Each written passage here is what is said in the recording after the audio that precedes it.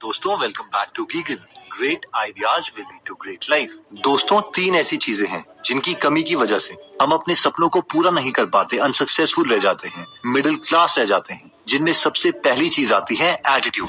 दोस्तों Harvard university की एक स्टडी से पता चला है कि किसी भी आदमी के सक्सेस का क्रेडिट 85% जाता है उसके एटीट्यूड को, और सिर्फ 15% जाता है कि वो कितना स्मार्ट है और कितने फैक्ट्स और फिगर जानता है। लेकिन शॉकिंगली हमारी एजुकेशन के 100% पैसे उस 15% के लिए खर्च किए जाते हैं, वो फैक्ट्स और फिगर्स पढ़ाने के लिए। लेकिन ये वीडियो बाकी 85% सक्सेस के लिए है। दोस्तों हमने डेविड और गोलायत की कहानी तो सुनी ही है। गोलायत जो कि एक बहुत बड़ा इंसान था, गांव वालों को परेशान करता था, उन्हें सताता था। एक दिन वहाँ पे 17 साल का बकरी चराने वाला लड़का आया और उसने गांव वालों से पूछा, तुम सब मिलके इसे लड़ते क्यों नहीं हो?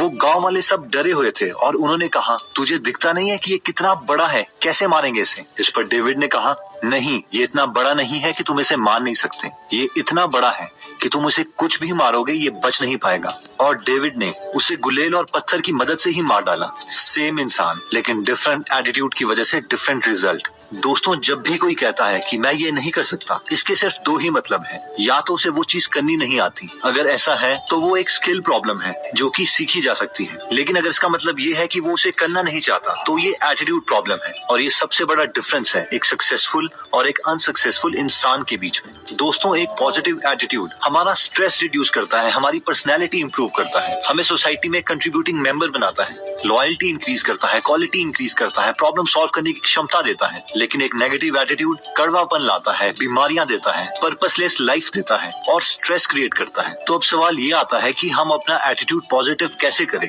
स्टेप 1 आता है अपना फोकस चेंज करना। Look for the positive.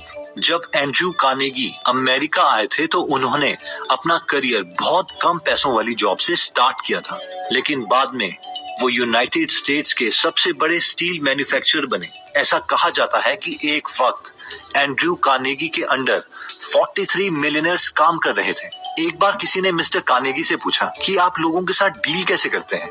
तो इस पर मिस्टर कार्नेगी ने कहा, लोगों से डील करना सोने की खुदाई की तरह है। जब आप सोने को ढूंढते हो तो ये मैटर नहीं करता कि एक टुकड़े सोने से आपको कितनी गंदगी निकालनी है। जब आप खोदते हो तो आप खोदते रहते हो और सोने की तरफ ध्यान देते हो, ना कि उस गंदगी की तरफ जिसने सोने को घेरा है। आपका फोकस कहाँ पे है? जब भी आप नई चीजें देखते हो, लोगों से मिलते हो, तो आप क्या देखते हो? उनकी अच्छाई या फिर बुराई? एक बार एक शिकारी ने एक बर्ड डॉग खरीदा जो कि अपने आप में बहुत यूनिक था। ये पानी में चल सकता था। उसने जब इसे पहली बार देखा था तो उसे विश्वास नहीं हुआ था, लेकिन एट द सेम टाइम वो बहुत ज्यादा खुश था कि ये अपने फ्रेंड्स को दिखाएगा और उनके कॉम्प्लीमेंट्स लेगा। एक बार वो अपने दोस्त को डक हंटिंग पे लेके गया। उन्होंने बहुत सारे डक्स की हंटिंग करी और हर बार अपने डॉग को ऑर्डर किया जो कि भाग के पानी में जाता और उन बर्ड्स को लेके आ जाता। वो डॉग ये चीज पूरे दिन करता रहा। उस डॉग का ओनर एक्सपेक्ट कर रहा था कि उसका फ्रेंड उसे कमेंट करेगा, कॉम्प्लीमेंट देगा, लेकिन उसे वो कॉम्प्लीमेंट कभी भी नहीं मिला। रास्ते में जाते जाते उसने अपने फ्रेंड से पूछा, क्या तूने मेरे नए डॉग के बारे में कुछ अलग देखा? तो इस पर उसके दोस्त ने रिप्लाई किया, हाँ किया तो है, तेरा कुत्ता स्विमिंग नहीं कर सकता। What an attitude। जो नेगेटिव लोग हैं वो हमेशा क्रिटिसाइज करेंगे, लेकिन अगर आपको अपना एटीट्यूड इंप्रूव करना है तो आपको पॉजिटिविटी देखनी पड़ेगी। एटीट्यूड को पॉजिटिव करने के लिए स्टेप नंबर 2 आता है, डू इट नाउ। हम लोगों ने कभी ना कभी अपनी लाइफ में चीजों को टाला होगा और बाद में बहुत दुख भी हुआ, लेकिन जितना ज्यादा हम चीजों को टालते हैं बाद में उतना ही ज्यादा एफर्ट लगता है एक्शन मोड में आने के लिए। ये उस छोटे बच्चे की तरह है जो बोलता है, जब मैं बड़ा हो जाऊंगा ना तो मैं ये करूंगा वो करूंगा, फिर मैं बहुत खुश रहूंगा। और जब वो बड़ा लड़का बन जाता है तो वो बोलता है, जब मेरा कॉलेज खत्म हो जाएगा ना तो मैं ये करूंगा वो करूंगा, फिर मैं बहुत खुश हो जाऊंगा। फिर उसका कॉलेज खत्म होता है, वो बोलता है, जब मेरी पहली जॉब लगेगी तो मैं बहुत खुश हो जाऊंगा। फिर उसकी जॉब लगती है और वो बोलता है, जब मेरी शादी हो जाएगी फिर मैं बहुत खुश हो जाऊंगा। और बाद में उसकी शादी हो जाती है, बच्चे हो जाते हैं, जब मेरा बच्चा स्कूल जाने लग जाएगा फिर मैं बहुत खुश हो जाऊंगा। और धीरे धीरे वो रिटायर हो जाता है। वो 8 साल से 60 साल का हो चुका है। उसके सामने उसकी पूरी लाइफ चली गई। और ये बहुत ज्यादा दुख की बात कि हम पूरी लाइफ अपने ड्रीम्स को नहीं जी पाए और चीजों को टालते रहे। हैं। कई लोग चीजों को बहुत बड़े बड़े शब्द कह के टालते हैं। यार अभी मैं चीजों को एनालाइज कर रहा हूँ, सोच रहा हूँ। 6 महीने के बाद वो फिर से सोच ही रहे होते हैं। हमारे पास सिर्फ एक ही लाइफ है और वक्त सिर्फ यही है। अगर हमें करना है तो अभी करना है, वरना कभी भी नहीं होगा। पॉजिटिव एटीट्यूड को बिल्ड करने का नेक्स्ट स्टेप आता है get into a continuous education program, यानी हमेशा नई चीजें सीखते रहिए। जॉन एक वुड कटर था जो कि एक कंपनी के लिए 5 सालों से काम कर रहा था, लेकिन उसकी सैलरी कभी इंक्रीज नहीं हुई थी। उसकी कंपनी ने एक नया एम्प्लॉय हायर किया जिसका नाम था बिल, और उसकी सैलरी 1 साल में ही इंक्रीज कर दी गई। इससे जॉन को बहुत ज्यादा गुस्सा आ गया और उसने अपने बॉस से बात करी। इस पर उसके बॉस ने कहा कि तुम अभी भी उतने ही पेड़ काट रहे हो जितने तुम 5 साल पहले काटते थे। उसने कहा कि हम एक रिजल्ट ओरिएंटेड कंपनी है और हमें बहुत खुशी होगी कि हम तुम्हारी सैलरी इंक्रीज कर पाए, लेकिन उसके लिए तुम्हें ज्यादा पेड़ काटने पड़ेंगे। जॉन वापस गया और हर रोज ज्यादा घंटों तक काम करने लग गया, लेकिन रिजल्ट्स में ज्यादा इम्प्रूवमेंट नहीं आई। वो वापस अपने बॉस के पास गया। इस पर उसका बॉस बोला, तुम बिल से जाके बात क्यों नहीं करते? क्या पता उसे कोई सीक्रेट पता हो। जब जॉन ने बिल से पूछा कि तुम इतने पेड़ कैसे काट लेते हो, इस पर बिल ने कहा, हर बार जब मैं एक पेड़ काटता हूँ तो मैं 2 मिनट की ब्रेक लेता हूँ और अपनी आरी को शार्प करता हूँ। पिछली बार तुमने कब अपनी आरी शार्प करी थी? जॉन को अपने सवाल का आंसर मिल गया कि उसे अगर इम्प्रूव होना है तो उसे कंटिन्यूअसली अपने आप को एजुकेट करना पड़ेगा, नई नई चीजें सीखनी पड़ेगी। और हमारे साथ भी ऐसा ही है। दोस्तों नेक्स्ट पॉइंट आता है सक्सेस। लेकिन हमें सक्सेस मिलती कैसे है?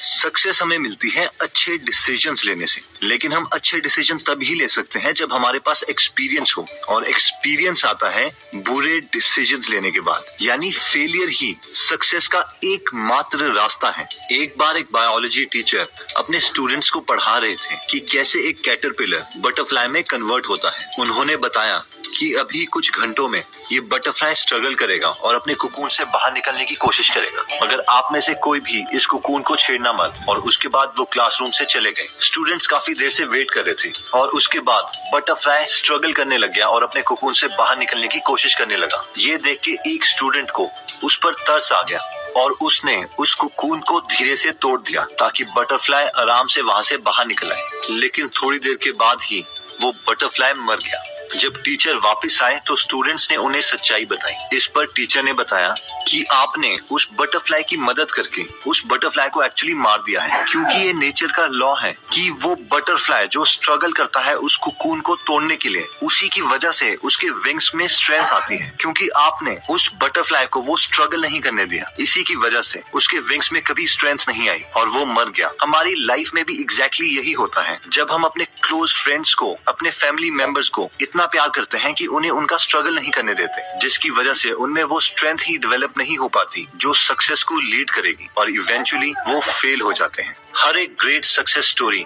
एक ग्रेट फेलियर स्टोरी भी है। 1913 में Lee De Forest, inventor of the triode tube, इनके खिलाफ फ्रॉड के चार्जेस डाले गए और बोला गया कि ये लोगों को मिसलीड कर रहे हैं और अपनी कंपनी के स्टॉक्स परचेज करने के लिए बोल रहे हैं, ये क्लेम करके कि वो इंसान की आवाज को समंदर पार तक ले जा सकते हैं। उनकी बहुत बेइज्जती की गई, लेकिन आप सोच सकते हैं कि इस इन्वेंशन के बगैर हम क्या होते। न्यूयॉर्क टाइम्स ने दिसंबर 10, 1903 में राइट ब्रदर्स की विजडम को क्वेश्चन किया, उनकी बेइज्जती करी कि वो एक मशीन बनाना चाहते हैं जो हवा से भारी है लेकिन फिर भी उड़ेगी। लेकिन एक हफ्ते के बाद किटी हॉक में राइट ब्रदर्स ने वो अपनी पहली फेमस फ्लाइट ली। हेनरी फोर्ड अपनी पहली गाड़ी में रिवर्स गियर डालना भूल गए थे। यंग बेथोवन को बोला गया था कि उनके पास म्यूजिक के लिए कोई टैलेंट नहीं है, लेकिन उन्होंने दुनिया को अपना बेस्ट म्यूजिक दिया है। लाइफ में सेटबैक्स आते ही हैं, लेकिन ये सेटबैक एक हमारे लिए ड्राइविंग फोर्स होने चाहिए जिससे हम अपने आप को इम्प्रूव करें, ना कि क्विट करके बैठ जाएं।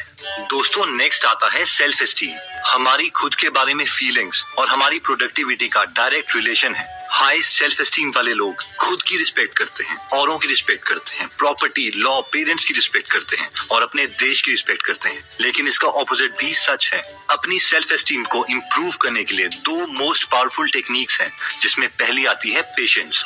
बहुत बार हम लोगों को कहते हुए सुनते हैं, यार चाहे आप पॉजिटिव बातें करो या नेगेटिव बातें करो, मेहनत करो या ना करो, कुछ फर्क नहीं पड़ता। मगर ये सच नहीं है। शायद वो डिफरेंस अभी हमें दिख ना रहा हो, लेकिन बैकग्राउंड में कुछ चल रहा होता है जिसे हम समझ नहीं पाते। चाइना में एक बैम्बू ट्री है जिसे प्लांट किया जाता है, पानी दिया जाता है, फर्टिलाइजर्स दिए जाते हैं, लेकिन 4 साल तक उसमें कोई ग्रोथ नहीं दिखाई देती। 5वें साल के करीब वही बैम्बू ट्री 6 हफ्ते के अंदर अंदर 90 फीट तक उग जाता है। अब सवाल ये है कि क्या वो बैम्बू ट्री 6 हफ्ते में उगा या फिर 5 साल में, जब उसमें कोई भी ग्रोथ का साइन नहीं दिखाई दे रहा था। अगर उस वक्त लोग उसे पानी देना बंद कर देते या फर्टिलाइजर देना बंद कर देते तो क्या होता? क्या वो बैम्बू ट्री उगता? ऑब्वियसली नहीं। हमें भी नेचर से सीखना चाहिए और अपने आप में पेशेंस रखना चाहिए, बिलीव करना चाहिए, फेथ रखना चाहिए। हो सकता है कि रिजल्ट्स अभी विजिबल ना हो, लेकिन बैकग्राउंड में कुछ हो रहा है। दोस्तों, सेल्फ एस्टीम को इम्प्रूव करने के लिए नेक्स्ट स्टेप आता है मोटिवेशन। अगर आप महान लोगों की लाइफ हिस्ट्रीज पढ़ें, उनकी बायोग्राफीज पढ़ें, तो आपको पता चलेगा कि कभी भी उन्होंने अपनी कमियों को अपने काम की रुकावट नहीं बनने दी। बेथोवन ने दुनिया को बेस्ट म्यूजिक कंपोज करके दिया। उनकी क्या कमी थी? वो बहरे थे। नेचर में बेस्ट पोइट्री लिखने वाले मिल्टन, इनकी क्या कमी थी? वो कभी नेचर को ही नहीं देख पाए। दुनिया के बेस्ट लीडर्स में से एक यूएस के president mister Franklin D Roosevelt, उनकी क्या कमी थी? उन्होंने व्हील चेयर से सर्व किया।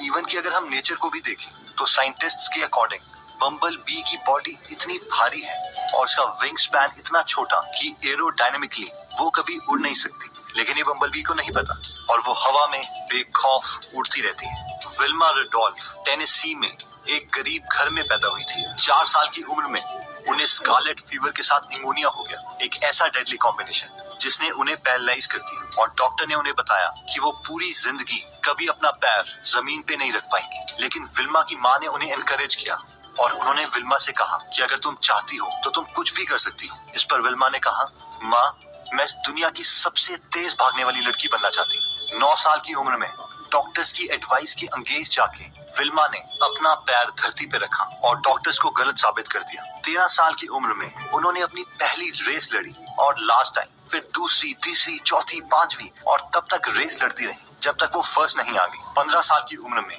टेनेसी स्टेट यूनिवर्सिटी में उन्हें एक कोच मिले जिनका नाम था एड टेम्पल। विल्मा ने अपने कोच को बताया कि मैं दुनिया की सबसे तेज भागने वाली लड़की बनना चाहती हूँ। इस पर एड टेम्पल ने कहा, अगर तुम में इतनी मोटिवेशन है तो तुम्हें कोई नहीं रोक सकता और मैं भी तुम्हारी हेल्प करूंगा। ये साल था 1960 और विल्मा ने ओलंपिक्स में पार्टिसिपेट किया था। विल्मा का कंपटीशन जूटा हीन के साथ था, जिन्हें आज तक कभी नहीं हराया गया था। पहला इवेंट 100 मीटर रेस का था। विल्मा ने जूटा हीन को हरा के अपना पहला ओलंपिक्स गोल्ड मेडल हासिल किया। सेकंड इवेंट 200 मीटर रेस थी। विल्मा ने दोबारा से जूटा हीन को हरा के अपना सेकंड गोल्ड मेडल लिया। थर्ड इवेंट 400 मीटर की रिले रेस थी और उनका कंपटीशन दोबारा से जूटा हीन के साथ। रिले रेस में सबसे तेज इंसान सबसे आखिरी लैप भागता है। पहले 3 लोगों ने बैटन इजीली एक्सचेंज कर ली। जैसे ही बैटन विल्मा को मिला, उसके हाथ से बैटन छूट गया। जब उसने देखा कि दूसरी साइड में जूटाहीन बैटन लेके भाग रही है, तो उन्होंने दोबारा से बैटन उठाया, मशीन की तरह भागी और अपना तीसरा गोल्ड मेडल 1960 के ओलंपिक्स में हासिल किया। ये हिस्ट्री बन गई कि एक पैरालिटिक वुमेन जिसे डॉक्टर ने एडवाइस किया था कि वो कभी चल तक नहीं पाएंगी, 1960 ओलंपिक्स में दुनिया की सबसे तेज भागने वाली लड़की बन गई। दोस्तों, अगर हम रेगुलरली ऐसी बायोग्राफीज पढ़ें या ऑटोबायोग्राफीज पढ़ें तो हम हमेशा मोटिवेटेड फील करेंगे, अपने रास्ते के पत्थरों को भी अपॉर्चुनिटीज में कन्वर्ट कर पाएंगे। अगर आप किसी को भी मिले तो उन्हें ऐसा फील करवाइए कि उनमें कुछ खास बात है और ये चीज पक्का रेसिप्रोकेट हो। ये एक तरीका भी है आपकी खुद की सेल्फ एस्टीम इंप्रूव करने का। दोस्तों,